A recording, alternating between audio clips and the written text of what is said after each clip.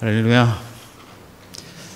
네, 어느 초등학교에 시험 문제에 그런 문제가 나왔다고 해요.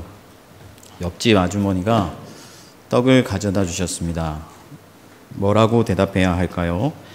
다로 끝나는 5글자로 답하세요. 우리가 생각할 때는 보통 감사합니다가 아마 정답이지 않을까 싶은데, 이 학생이 뭐라고 적었냐면은 뭘 이런 걸 다 이렇게 적은 거예요. 뭘 이런 걸 다. 뭘 이런 걸 다, 이 말이 좀 이중적인 의미가 있거든요. 굳이 이러지 않으셔도 되는데 라는 겸손의 의미도 있지만 감사의 의미도 포함하고 있죠. 우리가 누군가로부터 대접을 받을 때는 감사를 표현하는 것이 인지상정입니다. 예수님께서도 감사하라고 가르치셨잖아요. 그런데 오늘 본문을 보면 뭔가 한 가지 이상한 점을 우리가 발견하게 됩니다. 정작 예수님께서 마르다의 마음을 너무 몰라주시는 것 같아요. 마르다는 예수님을 사랑했거든요. 예수님을 좋아했어요. 그래서 예수님이 오신다는 소식을 듣고 정성껏 예수님을 대접하려고 했습니다. 저도 가끔씩 성도님들 집을 간혹 방문할 때가 있는데, 갈 때마다 얼마나 정성껏 이렇게 대접을 해주시려고 하시는지 그 마음에 감동될 때가 많습니다. 근데 지금 오시는 분이 누구시냐면은 예수님이에요. 예수님. 여러분들 집에 만약에 예수님이 오신다면 어떻게 하겠습니까? 당장 마트로 가서, 그죠? 온갖 어떤 산의 진비를 준비하려고 하실 거예요. 우리가 보기에는 이 마르다의 반응이 너무나 정상적인데, 오늘 예수님께서는 마르다를 칭찬하시지 아니하시고 마리아가 더 좋은 편을 택했다, 그렇게 말씀을 하십니다. 그러니 이 마르다의 입장에서는 이게 보통 서운한 일이 아니죠, 그죠? 만약에 마르다가 조금만 신앙이 없었더라면 교회를 옮겼을 거예요. 예수님 목회하시지 않는 교회로 갔겠죠. 그렇다면 도대체 이 상황이 어떤 상황이지? 이 본문의 상황이 우리에게 주는 메시지와 교훈이 무엇인지를 우리가 생각을 해봐야겠습니다. 예수님의 말씀의 핵심을 짚어보면요, 마리아가 더 좋은 자리, 더 좋은 편을 선택했다는 것과 필요한 것은 하나뿐이다, 한 가지뿐이다, 그거예요. 마리아가 더 좋은 편을 택했다는 것, 그리고 필요한 것은 한 가지일 뿐이다 하는 것. 이것이 오늘 예수님의 말씀의 핵심입니다.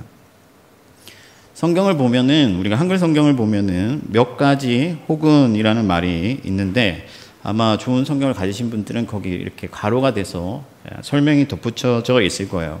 그러니까 여러 사본들을 비교해 봤을 때는 이 말은 후대에 좀 첨가된 확률이 높다. 그래서 원래 원문에는 예수님이 말씀하신 것은 한 가지로도 족하다 하신 말씀이다 라는 그런 설명이 덧붙여져 있습니다. 어쨌든 중요한 것은 예수님은 한 가지만 원하신다.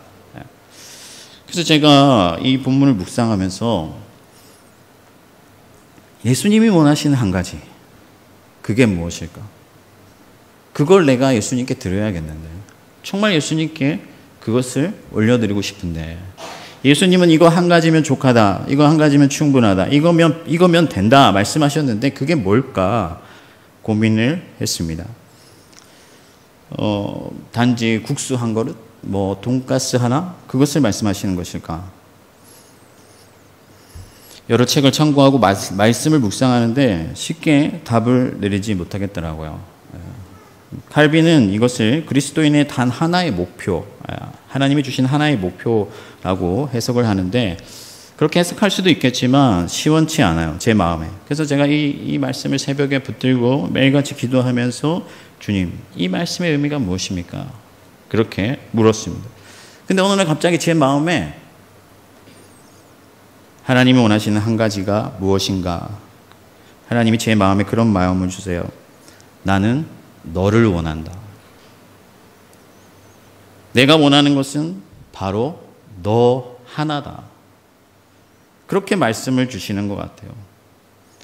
그래서 그 마음이 얼마나 감동이 되었든지 제가 새벽에 기도하다가 눈물을 흘렸습니다. 주님이 원하시는 것이 정말 저 같은 죄인입니까? 저 하나면 충분하십니까? 그렇게 물었어요. 근데 너무 강한 확신이 제게 드는 거예요. 사랑하는 성도 여러분, 하나님께서 여러분들에게 원하시는 것도 마찬가지라고 생각합니다. 하나님이 여러분들에게 원하시는 것은 다른 그 무엇이 아닌 바로 여러분 자신이에요. 주님이 여러분들을 어느 정도로 원하시냐면요, 자기의 생명을 내어주시기까지. 자신의 모든 것을 내어놓고 맞바꿔서라도 가지고 싶은 것, 소유하고 싶은 것이 뭐냐? 바로 여러분들 자신인 줄 믿습니다. 그래서 바울은 너희 자신을 거룩한 산 제물로 하나님께 드리라, 그렇게 말씀했습니다.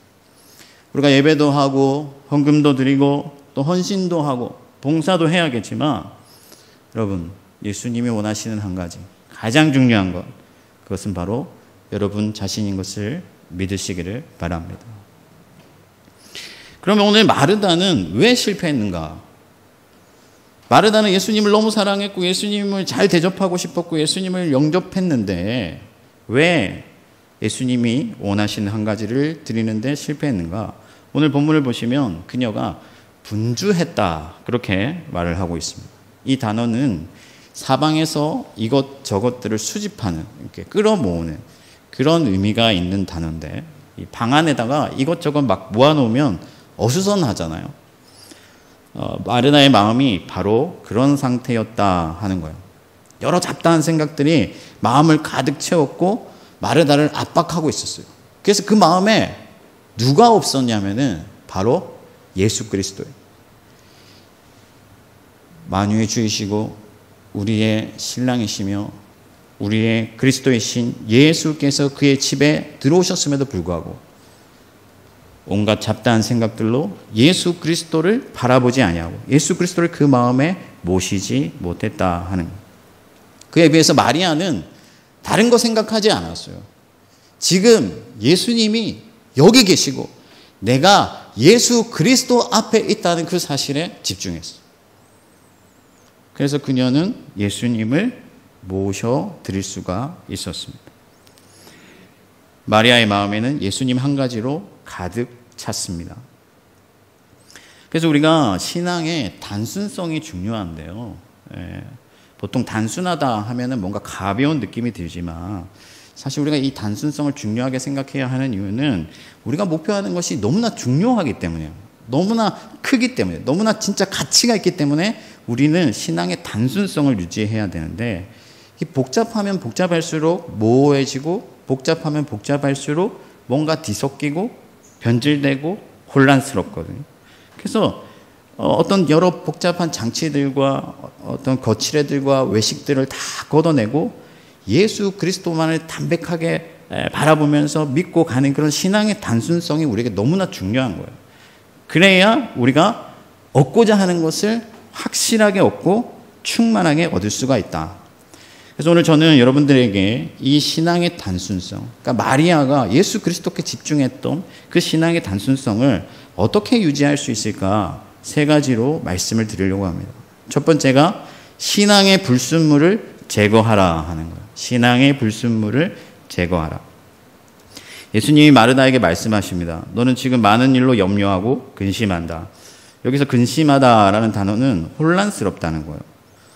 그러니까 마르다는 지금 걱정이 많아서 갈피를 못 잡고 정상적인 어떤 선택을 할 수 없는 그런 혼돈의 상태에 있다 하는 거예요. 그럼 왜 이런 일이 발생하게 되었느냐? 그 동기에, 그 마음의 뿌리에 불순한 생각이 들어왔거든요. 어떤 생각이냐면은 칭찬받고 싶은 그런 인간적인 욕구, 그리고 사람들에게 내가 예수를 이만큼 대접했다 하는 그런 어떤 허영심, 자기 과시, 이런 것들이 예수님을 섬기는 그 마음에, 그 제사에 틈을 타게 되고 불순한 생각들이 들어오게 되고, 그래서 잡다한 많은 일거리들을 불러오고 그 혼돈을 틈타서 거기에 시기와 미움이 뒤섞이기 시작을 하는 거예요.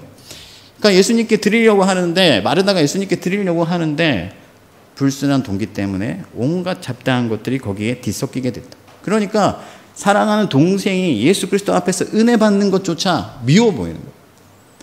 우리가 사랑하는 사람이 그렇잖아요. 그리스도 앞에서 말씀을 받고 은혜를 받고 충만해지며 좋아야 되는데 그게 보기 싫은 거예요. 미움이 들어오는 거예요. 시기가 생기는 거예요. 나아가서 마르다는 지금 누구에게 불평을 하냐면요, 예수님께 불평합니다. 예수님, 공정하지 않습니다. 예수님은 지금 처신을 잘못하십니다. 왜 마리아가 노는 것을 방치하십니까? 예수님께 불평하고 예수님께 반역하며 나아갔어요. 마치 가인이 아벨을 더 사랑하시는 하나님에 대하여 반역했던 것처럼. 그에 비해 마리아는 사심이 없습니다. 순전한 마음으로, 그냥 그리스도를 사랑하는 마음으로 나아가서 그분의 발 앞에 엎드렸어요. 마음이 깨끗하니 제사도 깨끗한 것이죠. 사랑하는 성도 여러분, 하나님이 원하시는 제사가 어떤 제사인가? 우리가 구약 성경을 보면요, 하나님께 받으시는 제사에 대해서 많이 가르쳐 주는데 거기서 중요한 것은 제물의 크기나 어떤 제물의 양이 아니에요. 하나님께서는 사람에게 소도 드릴 수 있고 뭐 양도 드릴 수 있고 또 양을 드릴 그런 어떤 형편이 안 되면은 비둘기를 드리게도 하시고, 정말 비둘기마저도 드릴 형편이 안 되면 곡식도 드리게 하셨어요. 사람들이 보기에는 100만 원 헌금하는 사람, 10만 원 헌금하는 사람 달라 보일 수 있지만 하나님이 보시기에는 그렇지 않다 하는 거예요. 그러면 하나님께서 보시는 제물의 기준은 뭐냐? 어떤 제물을 하나님께서 요구하시느냐? 순전한 제물이다. 흠이 없고 온전한 것을 받으시기를 원한다. 그래서 우리가 하나님 앞에 드릴 때는 이것이 과연 하나님께서 받을 만한 것인가? 그것이 가장 중요한데 하나님은 불순물이 없는 순전한 제사를 원하신다는 거예요. 그래서 두 렙돈 드린 그 여인이 예수님이 보시기에는 가장 많이 넣었다, 그렇게 말씀을 하시는데 전부를 넣었단 말이에요. 100을 넣었다는 거예요. 빈틈이 없는 거예요. 자기 어떤 전부를 채워 넣었기 때문에 다른 불순물들이 뒤섞일 틈이 없이 자기의 모든 것을 담아 드렸다. 그래서 가장 깨끗한 제사를 하나님 앞에 드렸다는 것이에요. 그러므로 우리는 신앙에 불순물들이 없는지, 우리의 섬김과 우리 예배와 우리의 헌신 가운데 어떤 신앙의 불순물이 없는지를 살피고 그것을 제거해 나가야 할 필요성이 있다는 것입니다.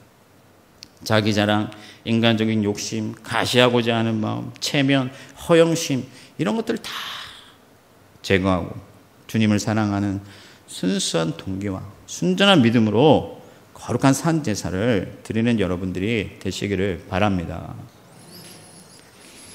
제가 처음에 전도사가 되고 맡은 부서가 있었는데 외국인들을 대상으로 제가 사역을 했습니다. 근데 외국인들이 10대여 명 이렇게 모여 있었는데 어느 날 이제 열심히 하나님 앞에 한 영혼 보내달라고 울며 기도하니까 점점 사람들이 늘어나요.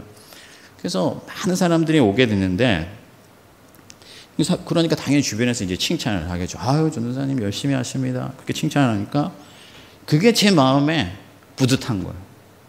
그래서 어느 날부터 부서에 가서 제일 먼저 하는 일이 뭐겠어요? 몇 명이 왔는가 이제 세기 시작합니다. 오늘은 몇 명이 왔는가. 그러다가 사람이 없으면요, 어느 날 사람이 없으면 뭐 근로자들이 뭐 다 형편이 다르니까 어느 날 사람이 없잖아요. 그러면 설교에 집중이 안 돼요.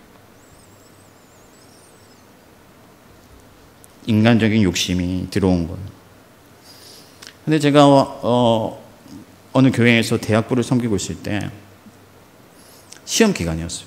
시험 기간, 제가 부임하고 얼마 안 됐는데 시험 기간이었는데 한 명 나와 있는 것. 보통은 그래도 한 20명은 나와 있었는데 그날따라 한 명 나와 있어요. 모두 시험 공부하러 가고 없고 한 명이 남아 있었어요. 그러니까 제가 숫자 세는 재미가 있는데 얼마나 낙담이 됐겠어요, 그죠? 낙담이 됐어요. 그래서 설교를 한 명 앉혀놓고 설교하려고 딱 섰는데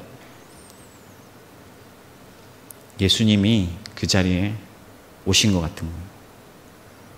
텅 비니까 예수님이 보이는 거예요. 그 전까지는 제가 사람들의 어떤 그 숫자를 세느라 그리스도께서 오시는 것을 깨닫지 못하고 바라보지 못했지만 단 한 명 남았을 때, 모든 공간이 비었을 때 그리스도께서 그 자리에 오신 것을 깨닫게 돼요. 그래서 그날 열변을 토하면서 설교를 하고 그 이후로부터는 절대 예배 시작 전에 사람의 숫자를 세거나 하는 것을 중단하게 된 것이죠. 사랑하는 여러분, 주님께서 받으시는 예배는 많은 사람이 모이는 예배가 아니라 순전한 예배인 것을 믿으시길 바랍니다. 두 번째는 뭐냐면은 예수님으로부터 먼저 받으라 하는 거예요. 우리가 신앙의 단순성을 유지하기 위해서는 여기저기 들쑤시는 것이 아니라 오직 예수 그리스도께로부터 먼저 받아야 한다는 거예요. 마리아가 좋은 편을 택했다고 예수님께서 말씀하셨잖아요. 그 반대편에 누가 있냐면은 마르다거든요. 그럼 마르다와 마리아의 결정적인 차이가 무엇이었을까? 그것은 마르다는 자기의 소유, 자기에게 있는 것을 드리려 했어요. 그러나 마리아는 예수님으로부터 받으려 했다는 것. 마리아가 본문을 보니까 발치에 앉았다. 그래서 마리아는 발 아래 여인이다. 이런 별명이 있습니다. 그녀가 향유를 붓고 머리털로 예수님의 발을 닦았잖아요. 발 아래 엎드려가지고. 그래서 발 아래 여인이다. 이런 별명이 있는데 오늘도 발 아래 앉았어요. 이것은 그 당시로 보면은 스승의 가르침을 배우는 제자들의 어떤 그 자세 이런 것들을 표현하는 관용구인데, 그러니까 이 마리아가 예수님을 마치 제자들이 스승의 도를 흡수하는 것처럼, 물이 위에서 아래로 떨어지는 것을 받아내는 것처럼 예수님의 발 아래 앉아서 예수님이 주시는 것을 받아내려고 흡수하려고 했다 하는 거예요. 성경을 보면 사울이라는 사람이 있고 다윗이라는 사람이 있는데 이 두 사람의 차이점이 뭐냐면요, 사울은 드리려 했다는 거예요. 그러나 다윗은 하나님으로부터 받으려, 하나님을 앙망했다. 그래서 사울이 하나님이 모든 재물을 진멸하라 하셨는데 남겼어요. 왜 이걸 남겼느냐? 내가 하나님 앞에 빈손으로 어떻게 나가겠느냐. 그래도 내가 전쟁에서 이겼는데 하나님께 좀 드릴 게 있어야 되지 않겠느냐. 또 사무엘이 어느 날 하나님이 말씀 주실 거니까 기다리라고 해요. 그런데 사무엘에 도착하기 전에 제사를 드립니다. 왜? 사울에게는 드리는 게 중요해요. 드리는 게. 내가 지금 제사를 드려서 하나님을 이끌어내는 게 중요해요. 내가 주도권을 쥐고 하나님께 내가 드려서 내가 받아내는 게 중요해요. 반대로 다윗은 항상 하나님께 묻습니다. 성경을 읽어보시면 다윗이 하나님, 제가 쫓아갈까요? 나아갈까요? 물어요. 그리고 다윗이 성전을 지어드리고 싶었어요. 자기는 좋은 궁궐에 사는데 하나님이 운막에 거하는 것이 마땅치 않다. 그래서 성전을 짓고 싶은데 하나님이 멈추라 하시죠. 그러니까 다윗은 거기서 멈추는 거예요.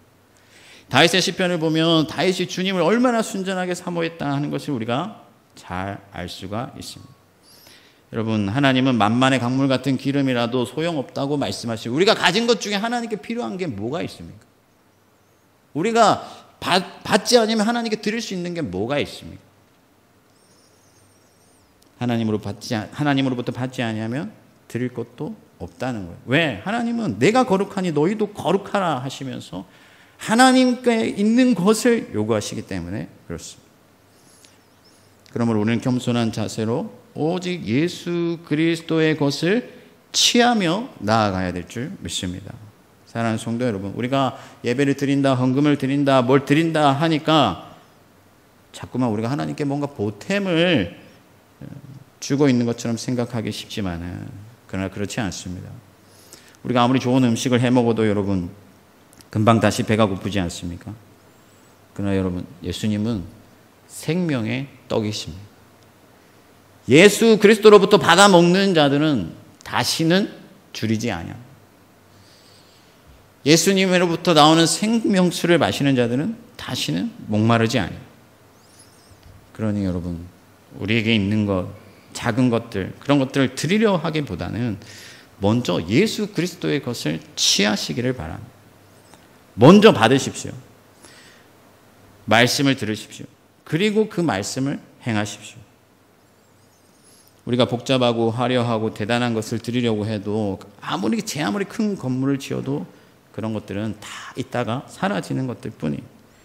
우리는 죄로 타락해 있고 텅 비어있는 존재들인데 우리에게 있는 것을 아무리 끌어모아서 하나님께 드리려고 해도 더 공허해질 뿐이에요.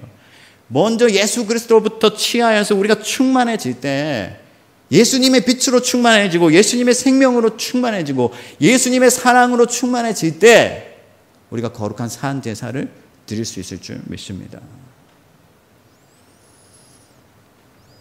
저와 여러분들이 예수 그리스도께 받아 충만한 하나님의 사람으로 순전한 제사를 드릴 수 있기를 간절히 소망합니다. 마지막 세 번째는 뭐냐면은 본질에 집중하라 하는 거예요. 본질에 집중해라. 본문을 보면요, 마르다가 집중하고 있는 것, 마르다가 먼저 생각하는 것은 비본질적인 것들이에요. 물론 식사도 해야 돼요. 어떤 주석을 보니까 식사는 비본질이다 이렇게 했더라고요. 저는 근데 그렇게 생각하지 않습니다. 여러분, 먹지 않고 어떻게 살 수가 있습니까? 먹는 것은 아주 중요한 문제, 실제로도 큰 의미가 있습니다. 아담이 왜 범죄했습니까? 먹는 것 때문에 범죄한 거예요. 우리가 매일 같이 밥을 먹는 사람을 누구라고 합니까? 식구라고 하거든요. 먹을 식자, 입구자, 함께 먹기 때문에 식구예요. 그래서 먹는 것은 중요합니다. 제가 말하고 싶은 것은 뭐 성경 공부는 본질이고 식당 봉사는 비본질이다, 뭐 이런 얘기를 하고 싶은 게 절대 아닙니다. 마르다가 음식으로 섬기는 것은 필요한 일이에요. 그런데 누가 준비하느냐, 무엇을 준비하느냐, 얼마나 준비하느냐 하는 것은 비본질이죠. 마르다가 집중하고 있는 것은 뭡니까? 나만 일해서는 안 된다는 거예요. 같이 일해야 된다. 누가 해도 되는 일을 자기가 기쁘게 섬겼다면 좋았을 것을 너도 해야 되고 나도 해야 돼. 비본질을 예수 그리스도보다 먼저 생각하는 거죠. 그리고 많은 음식을 해야 된다고 생각합니다. 많은 음식을 본질로 삼았습니다. 성경을 보면 예수님께서 십자가를 지시려고 예루살렘으로 가실 때 예수님을 끝까지 따르겠다고 한 사람들이 있었어요. 그 중에 어떤 사람이 나로 하여금 아버지의 장례를 먼저 치르게 하고 예수님을 따르게 해주십시오 이렇게 부탁을 했습니다. 그래서 예수님은 죽은 자는 죽은 자로 하여금 장사 지내게 하라 그렇게 말씀하셨어요. 이거 우리가 잘못 생각하면 아니 장례도 드릴 수가 없나? 아니 장례 우리 자식된 도리로서 당연한 건데 이렇게 생각할 수가 있어요. 그럼 예수님께서 장례하지 마라 그런 말씀이냐? 아니다 하는 거예요. 우리가 예전에 뭐 곡성이라는 영화가 있었는데 그 영화에서 유행한 대사가 있어요. 그게 뭐냐면 무엇이 중요한디 하는 거죠. 무엇이 중요한디. 뭐가 중요하냐고. 무엇이 중요한가 하는 것이죠. 지금 예수님께서 가신다는 그 길의 본질을 전혀 파악하지 못하고 있는 거예요. 이 사람.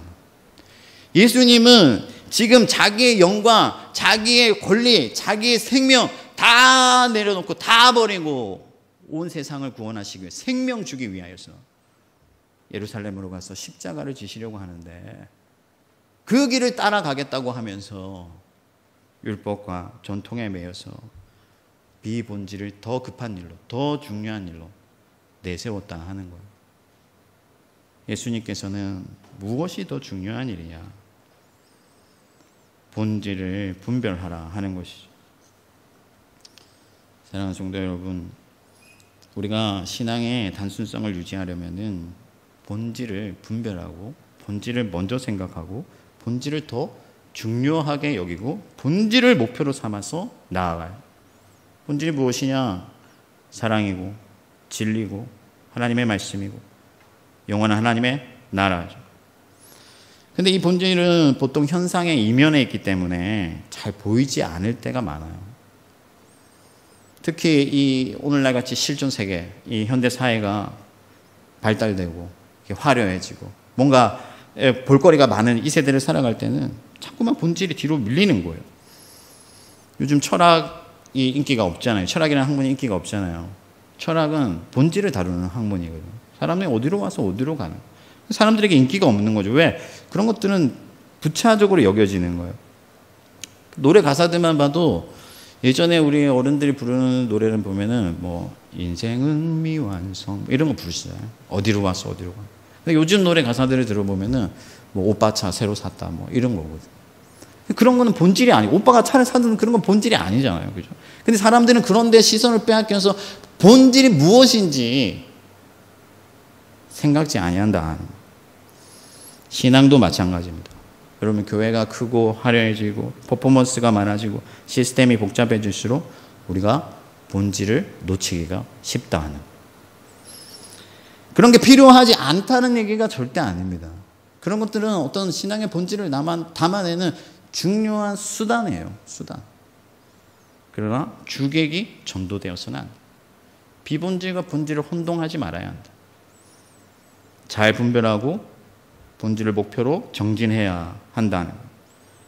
혹시나 여러분들의 섬김과 예배 가운데, 신앙생활 가운데 비본질적인 것을 본질처럼 여긴 것은 없었는지, 그래서 오히려 하나님이 원하시는 그 순전한 제사를 드리지 못하고 마라다처럼 분주하여서, 마음의 분주함으로 인하여서 예수님을 놓친 적은 없었는지 돌아보고 우리 자신을 온전히 하나님 앞에 드려야 될 줄을 믿습니다. 말씀을 정리하겠습니다. 사람들이 가끔 저에게 그런 덕담을 하세요. 목사님, 나중에 큰 목회 하셔야죠. 막 그런 덕담을 하세요. 너무 감사한 말씀이죠. 저도 사실 막 비전을 세우고 하나님 앞에서 정말 열심히 하고 싶습니다. 어떤 교회든지 한국 교회와 또 이 사회 가운데 선한 영향력을 미치는 그런 교회를 세우고 싶어요. 그렇지만 제가 만약에 큰 목회를 하려고 목회를 한다면은 그것은 잘못이죠. 주객이 전도되는 것입니다. 주님이 제게 요구하시는 것이 무엇일까요? 제가 목사가 되고 끊임없이 하나님 앞에 질문한 거예요. 하나님, 저를 왜 이 자리로 부르셨습니까? 제게 요구하시는 것이 무엇입니까? 주님께서 말씀하세요. 나는 바로 너를 원한다. 너 하나면 충분하다. 제가 목회하는 이유는 뭐냐? 하나님 앞에 저 자신을 거룩한 산 제물로 드리기 위함입니다. 그러기 위해서는 여러분 신앙에 불순물들이 없는지 그런 것들을 살피고 그것을 제거해 나가야 됩니다. 또 예수님께 집중하여서 오직 그분으로부터 흘러나오는 것들을 받아서 충만해져요. 왜? 교회는 만물을 충만하게 하시는 이의 충만함이기 때문에, 우리가 그리스도로 충만할 때 비로소 하나님 앞에서 역사할 수 있기 때문에. 그리고 마지막으로 본질을 분별하여서 본질에 집중할 때 우리가 신앙의 단순성을 유지하고 거룩한 사한 제사를 드릴 수 있다는 거예요. 저와 여러분들이 예수님이 원하시는 그 한 가지, 그것을 드리고 마리아와 같이 좋은 것을 택했다고 칭찬받는 그런 주님의 종들이 되시기를 주님의 이름으로 축복합니다. 기도하겠습니다. 하나님 감사합니다. 부족한 종을 통하여 오늘도 하나님의 말씀을 증거케 하셨는데 온전히 주의 말씀만 남게 하여 주시고 그 말씀을 통하여 오늘 하루 우리가 더욱 새로워지게 하여 주시고 거룩한 산 제물로 우리 자신을 드려서 하나님의 기쁨이 되는 저희들이 다 될 수 있도록 도와주시옵소서. 감사하고 예수 그리스도의 이름으로 기도합니다.